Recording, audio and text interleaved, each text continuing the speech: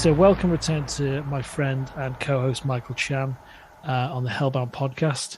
I've missed him dearly because I've not managed to talk to you and everything. You've been so busy, so like we all are. But you so especially, my friend. You know, it's I missed you, dude. But we've had a great guest host, Will Cotton, a dear friend of mine, who's I've learned a lot of kind of production tips and tricks, and I've learned a lot from. So it was really great to have him on. He's a massive horror fan as well. So it's been a really good few weeks of me listening to the show instead of being on, because as Alex has mentioned, I've been quite busy. I got quite a few acting gigs over the last while, and actually more upcoming. I don't even know how you and I are going to keep up this schedule.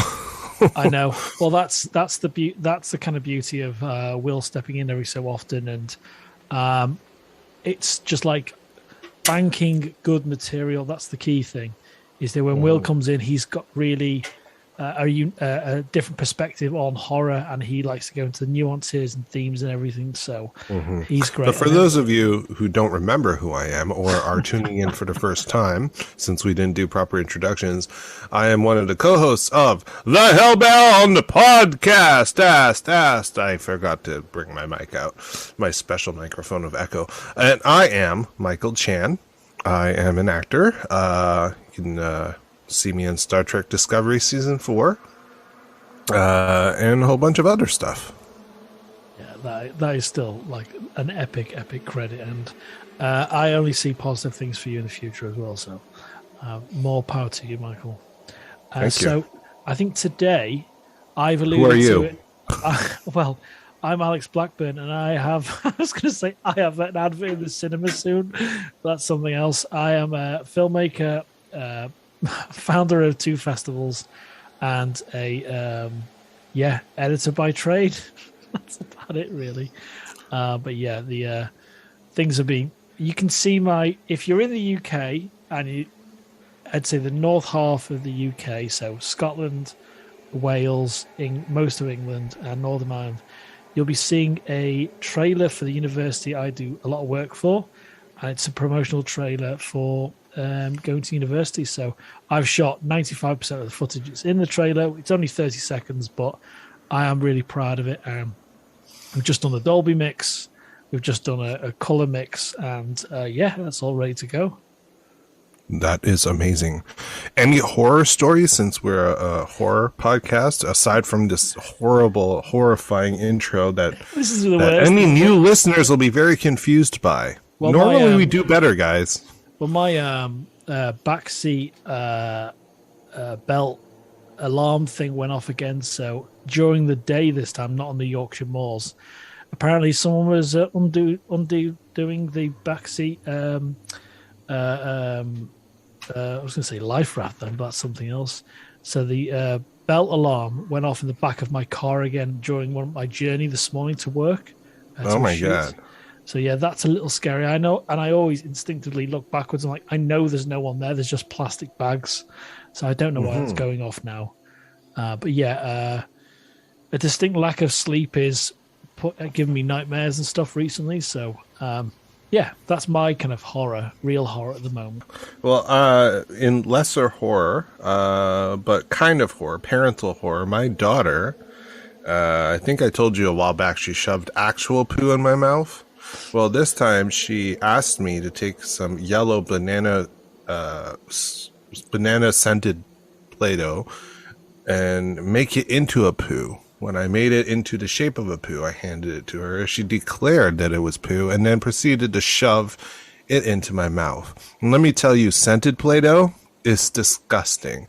It doesn't feel like normal Play-Doh. It's more wet, moist. It's moist.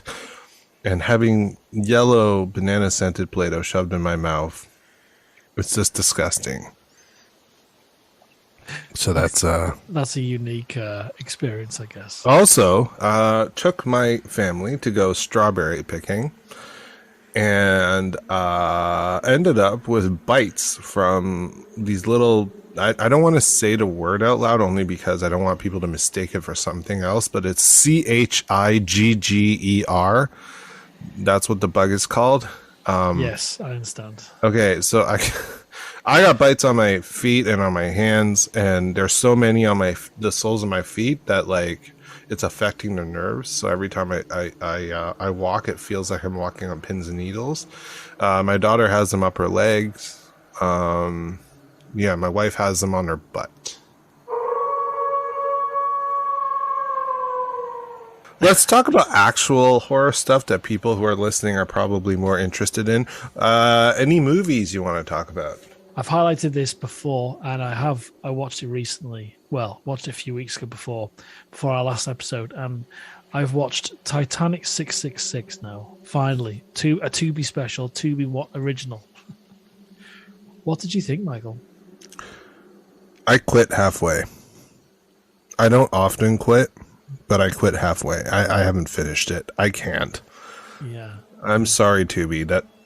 That movie is so bad it's bad. Yeah, I the biggest issue almost straight away was making out the crew and crew and everyone else that passed away on the boat are evil beings. There was no reasoning behind why the Captain E.J. Smith is a demonic ghost that his great-great-granddaughter brings back from the dead or whatever. And it was that's the biggest issue for me, apart from it being absolutely awful. It was anyone noticed that the cargo hold was actually just a warehouse? Yeah, at least put it like a curved bulkhead on one side. Dude, a boat's not made of bricks. Yeah, and do you notice I've got to say the hallways are obviously a hotel. Yes, very much so. It was so clear. Sorry, not bricks, cinder blocks, but also how could how could that woman sneak into the cargo hold and then there's no crew there and then more people sneak into the cargo hold? Where's the crew? This movie makes no sense. Well, if they'd have, they're making out it's a marvel of technology, and there's a whole thing towards the end when they're trying to stop the boat from sinking and they go into the main engine room, and there's no crew there. You've got hundreds, if not thousands of people on board. Where are the crew? And as soon as the film opened, I think the opening for a Tubi original was actually the best thing from it. The opening of the movie. Yeah, the opening of the movie, yes. And the title sequence itself with the water and everything. I thought that was really well done. Oh, that was great. And then I think they spent their whole budget on that. Yeah, absolutely. And then it was absolutely that was trash. Yeah, it was just god awful. I feel bad because even the acting was bad, but I don't know if I want to blame the actors. Yeah, just because there's a lot going on, and sometimes actors, even if they're good, they're given really bad material to work with. I don't know how much better they can make it. Yeah, I would say this is a small technical thing, but the audio, when you listen to a professionally recorded film or ADR, there's a quality to it, and based on my recent experience, you can really amp it up, and it'll just a little bit of extra effort. You can make it sound like money. You can make it sound amazing. And something you've produced, we won't talk about that now, but something you've produced, and I've seen bits and bobs. It sounds amazing, brilliantly produced. Because we've not talked about that thing yet, but honestly, amazing. This sounds like you're recording in a toilet. It's so just goddamn awful, and there's no forgiving that. I think if you can't get great audio, great visuals, I think from something that's obviously got a lot of money involved, and some actors I recognize, I think it's Jamie Bamber, who played one of the main roles in Battlestar Galactica, and if you've got him, I swear you catch him laughing at how bad this is halfway through. It's so awful. I think if the guy had to do media on this, it's one of those things where they just sit there and their way through interviews, because what can you do if you're an honest person? You would be sitting there going, "This is trash." Yeah, exactly. I don't want to go into it too much because it would be giving too much of our energy about this awful film. True. Now, I would like to once again apologize to Tubi for trashing your movie, because if you ever want to book me and pay me lots of money to be in one of your movies, I'd be happy to do it. I'm sure I can help you improve on your movies. Tighten up your scripts, maybe allocate your money a little smarter. All those things I can help you with. So just because we're not liking your Titanic 666 movie doesn't mean that either of us doesn't mean that we cannot be hired to be in any of your things. Yeah, well, if Netflix can improve their movie output, then I think Tubi can as well. I'd love to talk about Stranger Things. Have you finished every episode? Yep, I definitely have. And what was your kind of takeaway? Who's your favorite characters? And are you happy with where they left it? We can leave out specifics, but I will just say that anyone that died, it was too obvious. But other than that, I loved this season. Yeah, initially the first couple of episodes or so, it was almost like difficult for me to get into it, and then I realized where they were going and how they'd stepped up. I think when it was just darker straight away. And I was like, that's quite a brave thing to really mature where you're going with it, what you're doing with certain characters, how you're portraying those characters a little bit further. And, they're a little bit older. And, I thought the big bad, is it Vecna? Vecna. I thought the performance by, no spoilers, but the performance by the actor, the overall, the origins of it and all of that, I thought that was a marvel. And I really hope to see that performer in many things now. But yeah, I was kind of blown away by the whole thing, and emotionally involved. No, I was really emotionally involved this year, and I had tears at certain parts, even towards the end.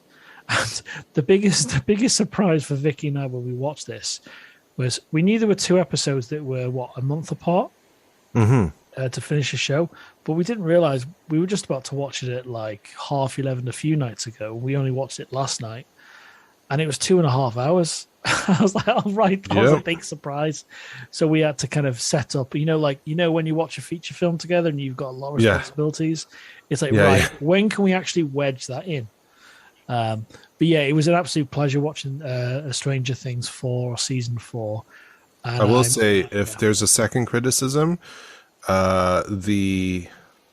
just trying not to spoil anything. The story arc involving Winona Ryder.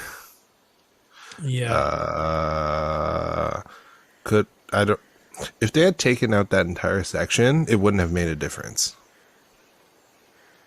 No, it wouldn't have. There are some. If you really think about it, it was just, I think their cast is so big that they had to do something with certain characters. Yeah. The reasoning. I don't want to give away. The reasoning, they go back to a certain place, and their theory about everything. Like you say, there's no indication with what they're doing had any effect. So that was a big issue. Well, I don't mean the effect. I mean, because in the end, what they were doing did help. But what I'm saying is, if that entire section of story was removed, as in it never existed, the story that we end up getting still would have worked. And that's something, well, almost. But I just felt like that was extraneous to a point. I enjoyed it. Don't get me wrong. There were fun parts of it, but I felt like, okay, this is the one section of the show where it's like, what do we do with these people? Well, let's send them on a crazy adventure. That works, right? It's fun and people enjoy it. And yeah, like I said, I enjoyed it. It's just, I recognize the kind of, it just didn't fit as well. Yeah, absolutely. But it doesn't, I guess for me, it didn't take away from the season. I just wish it had more meaning. Absolutely. I don't mean to the whole Vecna thing. It's just more, I just wish it fit a little better. Absolutely. I think that,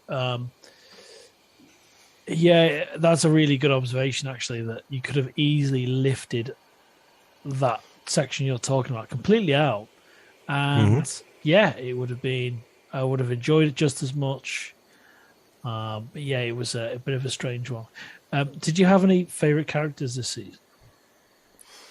I still think Steve is amazing. I've always been a fan of the idea that, he wasn't that nice, right, to begin with. Yeah.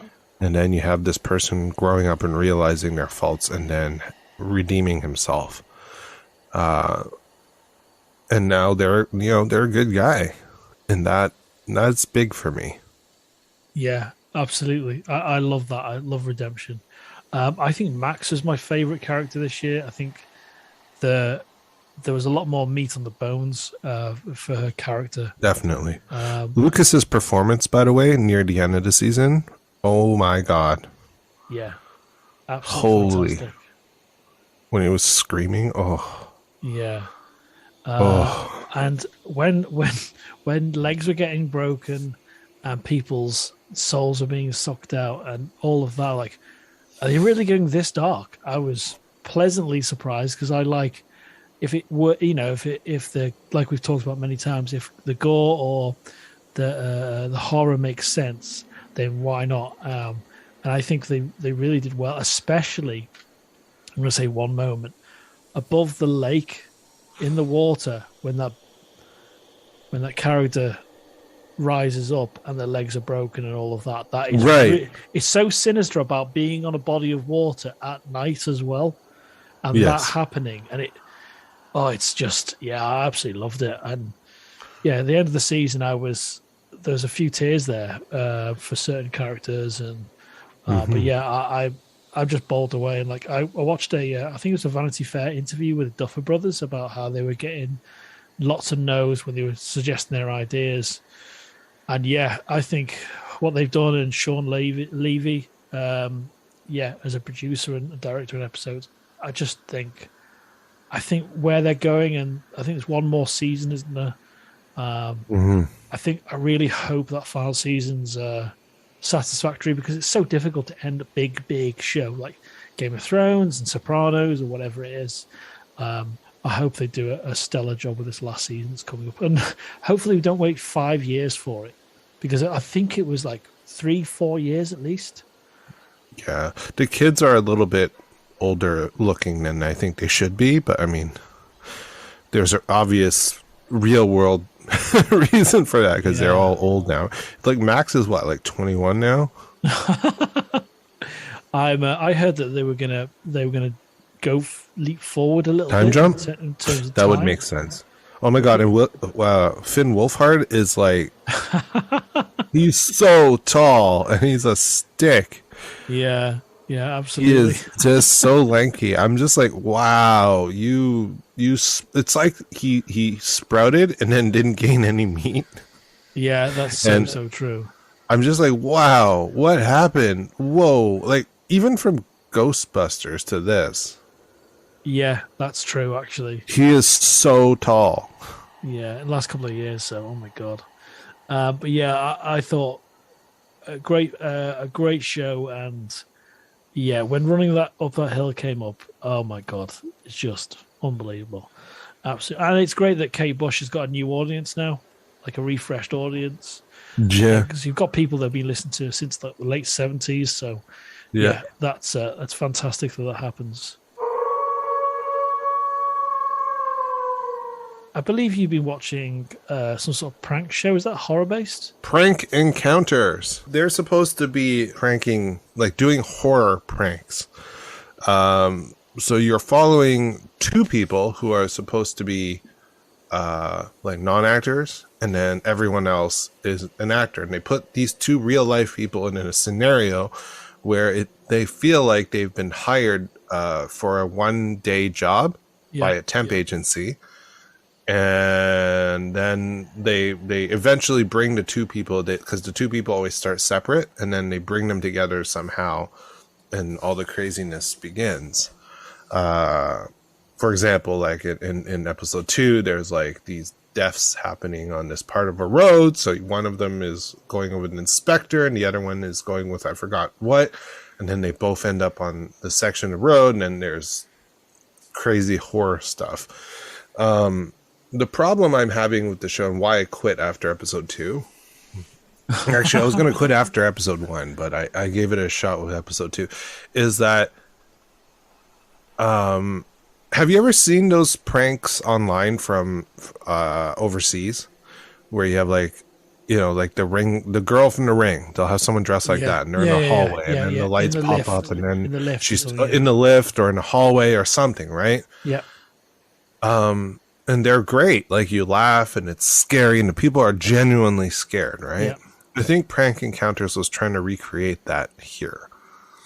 So mistake number 1 is having 2 people. Yeah. Instead of 1 person to prank, because it becomes convoluted. But problem number 2 is that it's obviously fake. Yeah. I don't understand, because the producers of the show, I remember looking this up, have done prank shows for like over a decade. So they know what they're doing, but the show is shot like a reality show with multiple angles where it's obvious there's a cameraman standing in the room. Yeah. Right in front of them. So how could these people possibly, even if they're real, like they were told there might be cameras for X, Y, or Z reason. There's clearly good lighting. They're mic'd. There's no way their audio is that good without being mic'd. No chance, yeah. And like I said, sometimes the shots are like so stupid. Like one of them, like episode 1, they're in a house, and one of the shots is from the ground, like on a handheld. Like, these people are hand holding the cameras too, so the camera's moving. It's not steady, because if I don't know, I gotten tried to do this kind of BTS show thing that they put online, saying, oh, you know, the camera people were behind mirrors and stuff and hidden. I'm like, no, unless you're using like, you know, $100,000 zoom lenses, there's no way. And they're mic'd. How do you get audio? Like there's so many things that they asked him to say that I don't know, maybe he believes it, but as someone who is in the industry, hell, it doesn't really take a genius to look at this show and go, it's all fake. Yeah. Like, the whole thing is fake. And on top of all that, nothing they do is scary. Like, the horror elements are not scary. Yeah. Yeah, that was the biggest takeaway for me. It was just how I think there's one about a roadside accident or a camp or something. I'm like, if you're shooting in a dark area, because you know, when you're shooting exteriors, it's so there's so much production that's needed to light anything. Because you're lighting the trees, you're lighting the subjects, you're lighting partial bits of set or whatever. It's so much kind of complicated setup for it. And as soon as I realized, like you did very early on, that it was fake, I'm like, okay, you've just completely lost me. And people are so observant now. People know how reality shows work. And if they are faked, it's going to shine through so quickly. I watch just on a different note, I've been watching a lot of Below Decks, and they've got the dome-shaped cameras you see in restaurant reality shows or whatever. Yeah. They're hidden away in the ceiling. So 75% of it is real, and possible conversations around a boat. The production team might ask them to go and have a conversation about something that's just happened. Yeah. So an actual boat, you can't fake docking a boat, and loads of things you can't fake. With this, it was just, oh yeah, everything's fake. It's really poor. Like, I mean, for anyone who might be like, oh, come on, Michael, they could be hidden behind stuff. I'm like, dude, then why are the lights on in the car? Who drives with all of their lights on in a car?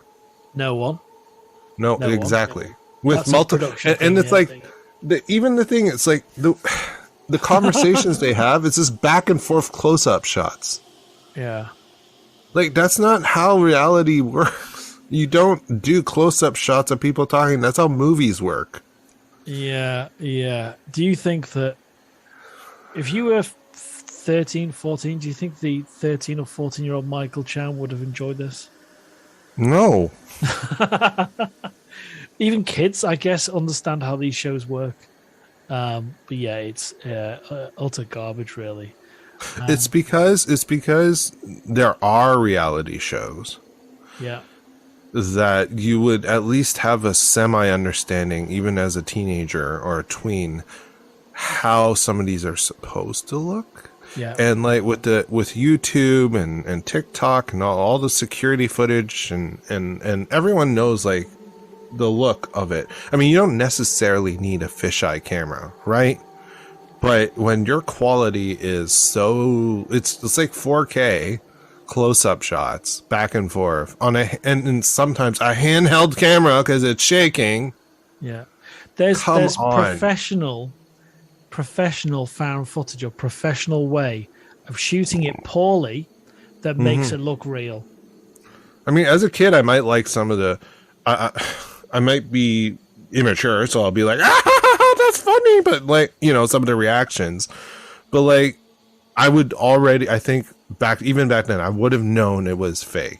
Like, there's no way I wouldn't have known. It's just that bad.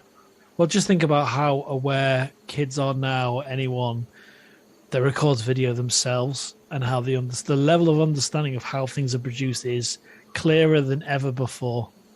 Well, yeah. So, yeah, it's they just kids nowadays have an understanding of technology, the likes of which my generation probably doesn't have. But I'm just saying that even my generation, at least, is not dumb enough to think that show is real. Yeah, absolutely. So I think we'll leave it there, Michael. It's an absolute pleasure to have you back.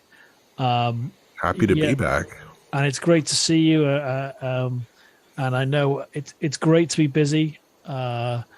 But it's also great to have some time to yourself as well. And we'll be recording very, very soon again, right? Absolutely. And hopefully next time I'll have my microphone thingy. Yeah, yeah, definitely. I am going to find Return of the Mack or something to introduce you to this episode because it's a few weeks since we were back on. Check out season 4 of Star Trek Discovery to see Michael Chan in action. Also, if you want to be horrified by my, according to reviews, nicely sized mini Michael, you can watch Kids in the Hall on Amazon Prime. I'm in that. And do check out Michael Chan on TikTok as well. It's priceless. It's really priceless. Yeah, that's at Michael CW Chan, CHAN. But yes, and also, before we let you go, please, if you like what you're listening to, weird intro and all, please give us a 5-star, 10 out of 10, 5 out of 5 rating on whatever podcast platform or app that you are using.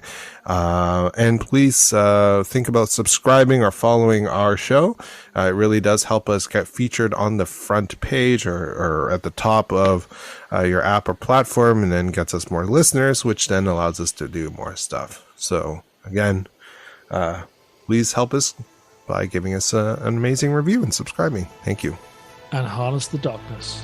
Harness the darkness.